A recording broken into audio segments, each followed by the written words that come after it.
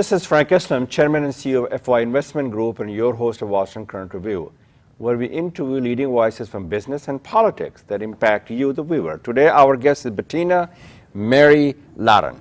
Welcome to our show. Thanks for coming here. Thank you, Frank. Tell me a little bit about yourself, and then the next question after that, why are you running for this clerk of court? What's this all about? Well, I am actually an attorney. I graduated from Georgetown Law School many years ago. I've got an undergraduate degree in accounting and finance. Grew up in upstate New York, so I'm not a native Virginian, but I've been here since I came down to go to school at Georgetown. Okay. My undergraduate degree was in accounting and finance, business administration. I spent 20 years in the private and public sector doing banking and securities law, trying cases around the country. And then I decided I was going to leave the bright lights in big cities. I was never home because my practice was national. And I came out here and started practicing in Virginia. I do trust and estate, so the accounting and finance continues to help my clients. And that's what I do. I have two sons. My older son is an Iraq veteran. God bless him. Thank him for his service to our country. Well, thank you. He was over there twice. He was a combat medic. My younger son just got his doctorate. Doctorate in what? Physical therapy. Wonderful. From where? From Duke University. From Duke, that's a good school. He's doing a residency down there on orthopedics. So what made you to go from this law and the business and finance and all these things to these things which you're running the, what is this called? Clerk of court. It's kind of mouthful here. It is a mouthful. So tell me a little bit about why is the clerk of court elected? Aren't most clerk appointed? I didn't really know it is elected. Well, this one is elected. You are absolutely right. Most clerks are appointed by the judges of the court. Okay. But the Virginia Constitution sets out the clerk of the court as a constitutional officer. So it is the only elected office in the entire court system. And there's only one or two? Just the one. Yeah. The clerk of court. Each circuit has Why do you want this job? Because you can do good there. You can do good there. There's a lot of things that the clerk does. The clerk has over 800 separate duties set out in the Virginia Code. We interact with almost everybody because what we do, we do marriage licenses. So if people want to get married, you got to get your marriage license. I want to talk a little bit about that. Okay. Now explain to me, does it pay you anything? It is. It's actually a full-time job. It's a full-time paid job. Mm-hmm. I like that part. It's a full-time paid I job. hope you get elected. Why, thank you. And who's your competition? My competition is the incumbent. He's been there for 24 years. It's time for him to move on. It is time. It's time for a different perspective. So you're going to bring some fresh blood and fresh perspective and fresh ideas and fresh ideals? Yes. What are those? I have a different view on the way government in general, but certainly the clerk of the court's office ought to work. And it's about access. It's about making the maximum amount of information available in the easiest possible way, which we don't have here in Fairfax. We have a system, and if you want to set up your own system, which is what the current clerk did, that's fine. But what you can't do is take away access from people that people in 20 other jurisdictions in Virginia have. So if you, for example, wanted to hire a contractor and the person's telling you how marvelous they are, you could go on to like the Better Business Bureau site, you could check them in Yelp. What you can't do is you can't go on to the circuit court site and say, has this person ever been sued? Because the circuit court handles... they do not do due diligence. You can't do that. You have to go to the courthouse to do that. And so that's the type of thing I look at and say, why are we doing it that way? And one of the things that I really strongly believe is the fact that we've always done something this way is not a reason to continue. I totally agree with that. So you want to change the course. You have to look, you have to question how things are done. You have to look and say, in the last 24 years since this individual got elected, Fairfax has changed a lot. We now have almost 1.3 million people. We are 400 square miles. We need to make it easier for the regular citizens of Fairfax County and Fairfax City, because it's a dual jurisdiction position. There's a lot of diversity also in Fairfax County as well. There is a lot of diversity. And there's a lot of immigrants, so am I correct to assume that? You are absolutely correct to assume that. It is you need to cater to their needs as well, and they have different needs. They have different needs, and for example, one of the things, if you go on the clerk's website, you will find everything is in English, everything. Yeah, okay. So why? Just why? Why can't we make because it's easy, because you and I speak the language. That's the reason why. Well, it is, but with the what would you do? burgeoning- Because we have people from every end of the earth in this country, We do. in your county. Yes, we do. How you're not going to translate that thing in every language? No, you can't. Maybe do some that. major. But you can look and say, what are the major languages that are That's spoken? a good point you made. And you put a link on it that says, you know, if you need Spanish, obviously in Spanish, you know, here, click here. Oh, good or point. here's how you find this You want information. they should be able to navigate it. They should. They really should. So you want to make it easier to have information and access. Yes, and part of that, it's not just a language issue. It's also actual physical accessibility. So if you want to come down to the courthouse, you need to do some information search down there. You need to come down to get a marriage license, your notary commission. You need to be appointed as an executor, any of those things. You have to physically come down. You have to come down Monday to Friday, and you have to come down between 8 and 4, and that's it. So if you are the average person in Fairfax who is working the typical 9 to 5, or somewhere in there, You don't have a time to come. you have no time to come. And there are I certain... like your ideas. Well, we need to expand that. Yeah. And I don't... So you believe in making some changes. Absolutely. Okay. So what are the top issues in your campaign? Well, one of them is what we were just talking about. It's the accessibility issue. It's looking and saying, can we have late hours, even just one night a week? But who's going to pay for it? Well, here's my question, and this is the question to ask. If you say to somebody, you can have some flexible hours. So if you stay late one night a week, you can leave early, maybe go to your kid's school, get your doctor's appointments, your dentist appointments in. I have to think that with 160 employees, which is how... 160 employees in the county? What exactly do they do? Well, it's a very large office. In Fairfax, as you know, we've had a lot of real estate development and people buy and sell homes all the time up here. So last year we did about 150,000 land transactions that got recorded in the clerk's office. We had over 20,000 civil cases filed. And what the clerk does is you support the judges. So you're not out there, you're not trying the cases, but you need to come in and file a complaint, you need to file your answers, you need to go to trial. All of that paperwork has to come through the clerk's office. And there were about 8,000 criminal cases.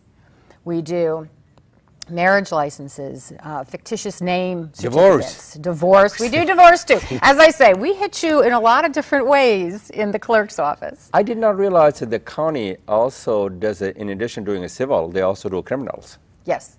The felony cases are done in the circuit courts. So the way the circuit court works is if it's a big case, if it's over $25,000 as a civil case or it's a felony, you have to come to circuit. You can go to what's called general district court if it's less than that, but all the appeals will come up to the circuit court. So it's a very busy court. We're the biggest court in Virginia. We have 15 judges. And so it's very, very active. And the clerk's office has to keep track of that, collect all the fines, keep all of the financial records, do all of that. The clerk's office does that as well. So there's a lot of things that we do. So what do you have that your opponent do not have that you want to be you want to have this job? I have a different attitude. Okay, what is that? What are those? And that attitude is the part that says, let's be more responsive to the citizens. Let's reach out. The fact that the first question or the second, it's either how come you're elected is the first, or what do you do as a clerk is the second. The fact that no one knows what the clerk does. So the education, accessibility. You need to be accessible. You need to reach out and educate the people because you are the only elected person in the judicial system. And if you aren't out there talking to people and explaining to them how they can use your office, what you do, if you don't divulge the information about what you are doing, like there's no annual report or any such thing on the clerk's website. So how does anybody assess whether you're doing a good job? The office only comes up for election every 8 years. 8 years. This is 8 years job. This is an 8-year full-time job. It pays. Yes. It pays well. And 8 years is great because it gives me time to make the changes You want to make sure you have an impact, an influence. Right. If you had like the poor delegates who have to campaign and get elected every 2 years, that's a much shorter time frame. And as a clerk of the court, you need a longer time frame. It's a big job, it's a full-time job, and you have a lot of employees, and to make changes, you need the time to move it to where you want it to go. Because at the same time you're making the changes, you have to keep the court functioning. You can't just sort of come in and say, I'm making all these changes, and in the meantime, nothing gets done or you have chaos. You can't have that. So it's a long job. Good stuff. My question to you, how do you make the life easier for the judges?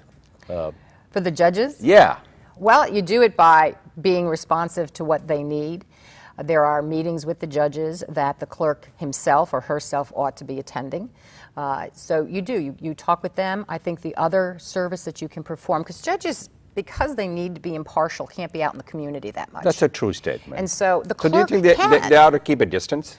Well, the judges have to. You have to know when you go to have a case that judge it can be impartial in how they're going to administer your trial, or if they're the ones making it, if it's not a jury trial.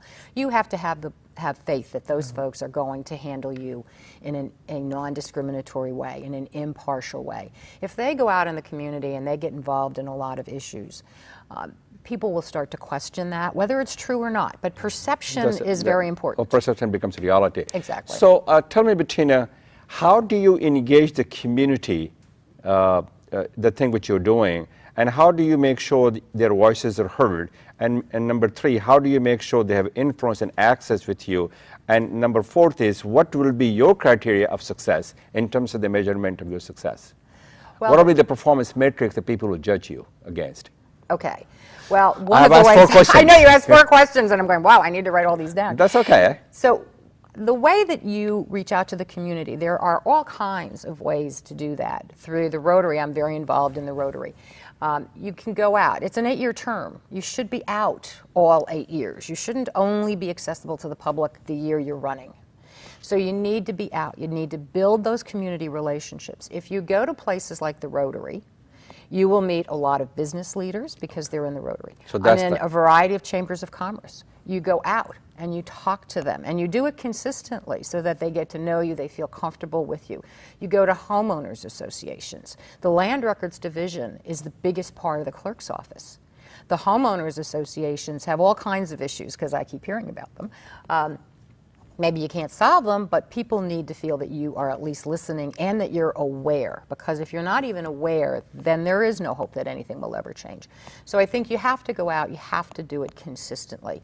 I think that if, as in terms of measures of success, if we keep the judges happy, if we increase the access so people feel that the courthouse is not quite, you go there, if you've been there, it's massive. And people have no clue where they're going. And so if you can make it so the regular people feel that it's a more welcoming place, that they can come in when they need to, that they can do it when it's convenient to them, if the employees will feel that this is a great place to come to work. I think those are the kinds of things that I look at and say, that's what you want to do. At the end of 8 years, we want to look back and say, everything is easier. It's easier for the people. Folks like working there. Sounds like a people-to-people engagement. It is. Number 1. Number 2, make it affordable, make it accessible for the people to get the information. Right. That's what I heard you say that. And number 3, to make sure their voices are heard. Yes. To make sure they have a seat on the table. Yes. And let's talk about jury duty. I've been calling jury duty. Yes. It could be pretty bad. Well, jury duty is interesting. How do you make this process made easier? Well, let me tell you. First of all, you can't even get any sleep the night before, because the fact you have to get up early and then go there, and then you call upon, you sit there and you watch your hair to grow and nothing happens. After that, it's like dismissed. That you hope that's what it is. Why did they call that many people? Well, because you need to be able to winnow through and get people who haven't already read about the case in the paper, and maybe they can't be impartial. Or maybe it's a case where, like if you were called for a criminal case on a robbery and you'd been robbed, well, you shouldn't sit on that jury because you have been the victim of that. Because you've been the victim. And so you need a pool. You need a pool of people. But how did they know about each of the individuals who were called? Did they do some research on these things? Well, you have a jury questionnaire that you'll get. I just actually got one. I filled it out a week or so ago. So you're now being called a jury. I can be called. Now, of course, there are exemptions. There are 7 exemptions, and I qualify for 3 of them, none of which did I claim. But I am a sworn law enforcement officer. I'm a reserve deputy sheriff. When Sheriff Stacey Kincaid was elected, she reinstituted that. I was in the first class. Okay. So that's an exemption. My business, I have my own business. If I'm not at my law firm, the law is not being practiced. And so business owners have an exemption. And then there's a third one, and I'm trying to figure out what it was. But there's 3 of them that I could qualify for. Lawyer. Of course. But, oh, okay, Laura. Lawyers can be exempted as well. It's not automatic. But I sat on a federal grand jury many years ago when I first set up my practice, which is a week every month for a year. A week? A week. So jury duty is not, regular jury duty is not that onerous. You do have to come, you do have to serve. But one of the things that I think would make it easier for people, and again, this goes to how comfortable. The anxiety that people have to sit there exactly. and I just say, watch your hair to grow. Just sit there and wait and wait. Well, I will tell you, one of the things that I have heard are from people who get called over to the courthouse. Okay. That's a big campus. It's the courthouse, it's the jail, it's juvenile services. There's all kinds of things over there. One of the things when you look at the website, there's no videos on this website. Okay. So one of the things that I have talked to people about is if you don't know where you're going, you don't know where to park, you don't know what it's going to be like to go through the screening, you don't know how to get to whatever the jury assembly room is, why can't you sit there? This is not expensive. Everybody has the cameras these days. You start at the front where it says Fairfax Courthouse, and you walk it through and you show them there are multiple parking lots. Well, jurors can park in certain of them, other people can't. You show them, here's where you can go and park. Then here's how you get into the building, because there are a couple ways to get in. Some are easier, less wait time. Here's how you get in. Here's where you go. Here's what the room looks like. Here's where you're going to be sitting watching your hair grow. And if you get chosen, here's how you're going to go into the courthouse, here, the courtroom. Here's how this all works. What about the time it takes for the people to be there all day, and then 90% of them get dismissed? That is an unfortunate consequence of and is there any democracy. Yeah, I hear you, democracy. This is how democracy flourishes. In right. I understand that, and because we do create a common cause here. Right. My question to you is, why do they have to have that many jury people going there? Why can't we, so they do 1 out of 10? So there are about 100 people, they're going to select about 10 juries? Is that how it works? Well, it's a big pool.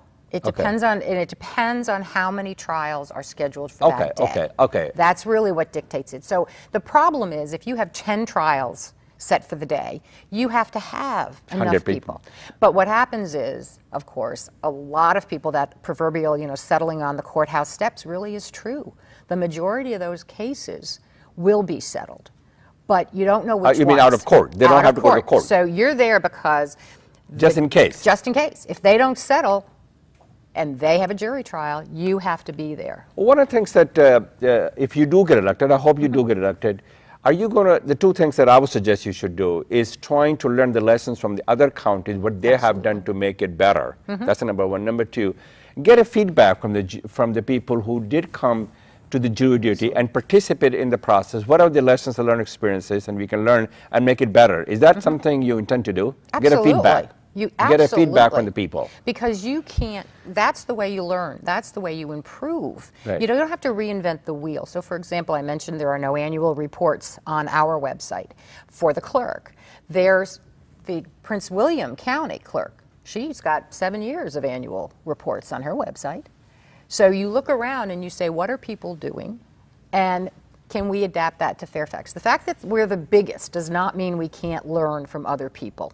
And we need to do that. Let's talk about getting the license. Okay. Marriage license, marriage anything. Licenses, right. Which is a good one. Marriage licenses. Well, I was married a long time ago, so okay. I went to the court to get married. Okay. Absolutely. Getting a marriage license, you can fill out a form ahead of time, but then you have to come to the courthouse. And it's not exactly clear to me why one has to come to the courthouse. You don't have to come to the courthouse, for example, if you'd like a concealed weapons permit. You can do that by mail, and they'll send you it in the mail. But to get a marriage license, you have to show up. It isn't clear to me why you need to do that. The statute doesn't say you have to do that. So I think we need to relook at that. That's one of those things you relook at and say, do we really want to drag people in? If you fill out the... But what about if you get married, then you have to go appear, to the court. This is for getting a marriage license. Right, for getting a marriage license. You could go to church to get married and things like that but also. But the license comes from the clerk. You got to be, yeah. You got to get it from the clerk. That's required. The community supports, I think, is an important part of your campaign. Tell me a little bit about that. I'm getting a lot of support, and I'm very pleased. I have a lot of labor support. The very first people who came and endorsed me were the firefighters. Well, the Professional Firefighters and Paramedic, Local 2068 of the IAFF, they have endorsed me. SEIU 512, which is the union that represents most of the county employees, they have endorsed me. Virginia's National Organization for Women, they have endorsed me. Attorney General Mark Herring has endorsed me. There's a whole bunch of What about the folks. governor? He can't. The governor, we're working on that. It's a little harder to wind through that, but I have known Governor McAuliffe for many years. So do I, for a long, long time. Well, thank you very much for coming. We appreciate that very much. And good luck to you.